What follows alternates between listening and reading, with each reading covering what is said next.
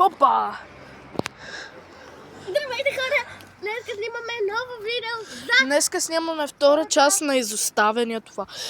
Че понеже не успях да ви разкажа добре историята. Имало е проклятие. На 20 години се случва то. И човекът започнал да тренира. Човекът започнал да тренира вътре. И щангата, буквално, тежестите му паднали на главата и го смазали целия. Това е изоставено преди един или два или 3 или 4 века.